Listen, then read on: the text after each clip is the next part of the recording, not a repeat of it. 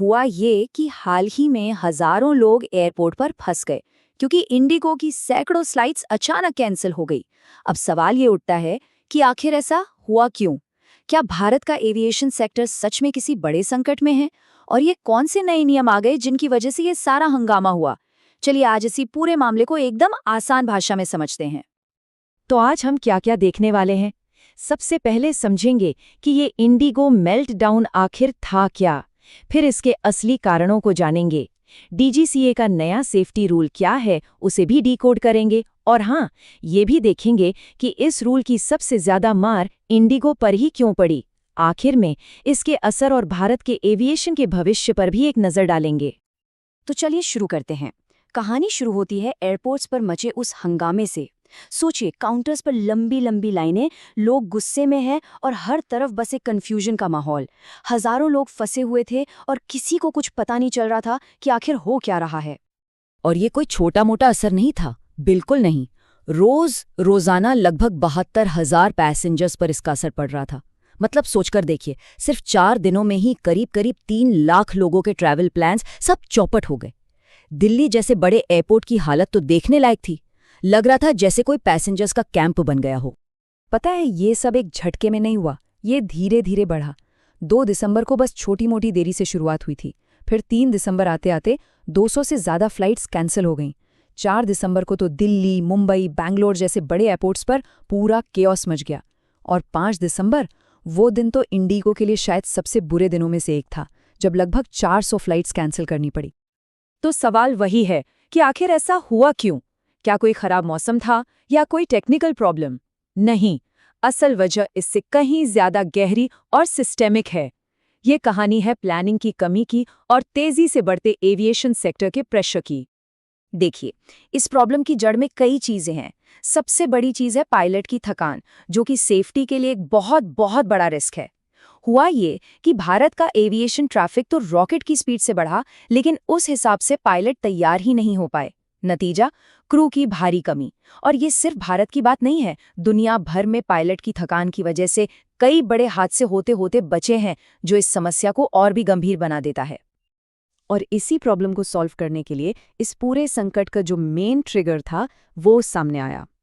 ये था डीजीसीए, यानी directorate general of civil aviation का एक नया और काफी सख्त सेफ्टी रोल।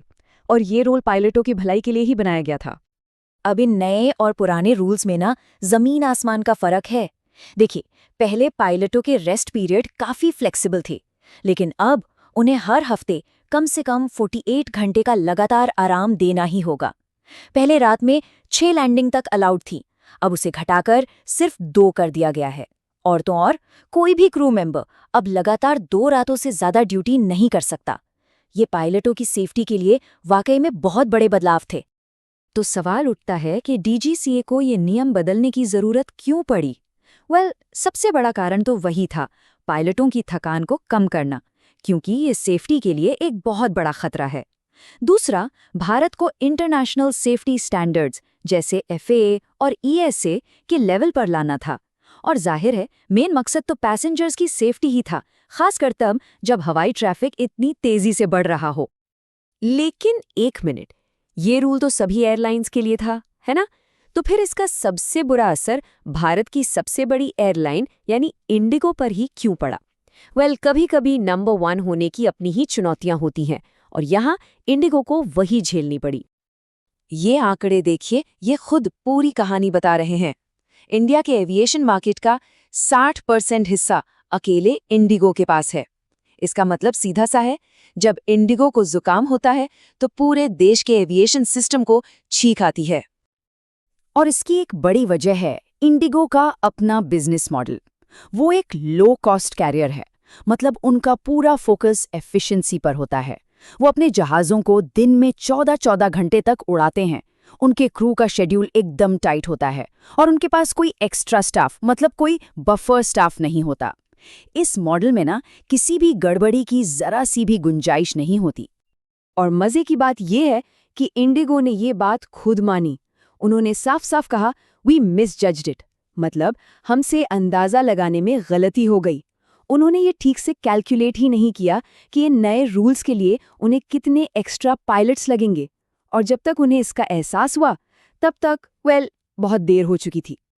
तो अब देखते हैं कि इस एक प्रॉब्लम का रिपल इफेक्ट, मतलब इसका असर कहाँ कहाँ और कैसे कैसे पड़ा, क्योंकि ये कहानी सिर्फ एयरलाइन तक ही नहीं रुकी। इसका सीधा असर आम पैसेंजर पर, टिकट के दामों पर और पूरी इंडस्ट्री की इमेज पर पड़ा।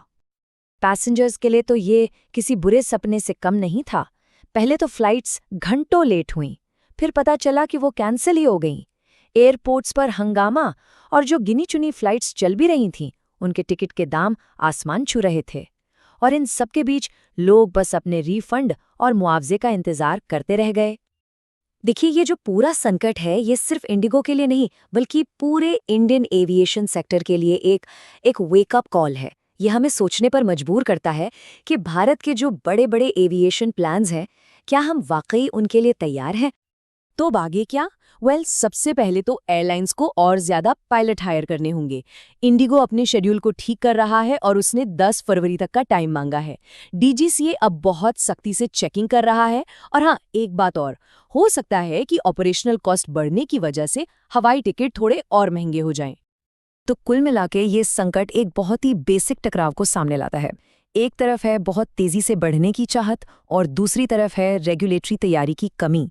अगर भारत को अपने एविएशन के सपनों को सच करना है तो इन दोनों के बीच बैलेंस बनाना बहुत बहुत जरूरी है। तो चलिए इस पूरी कहानी के जो सबसे जरूरी पॉइंट्स हैं उन्हें फटाफट से रिवाइज कर लेते हैं। भारत की सबसे बड़ी एयरलाइन कौन? इंडिगो। रेगुलेटर कौन? डीजीसीए। नया रूल किस पर फोकस करता है? पायलट की थकान कम करने पर। और कैंसलेशन का मेन कारण? पायलटों की कमी और नए ड्यूटी रूल्स।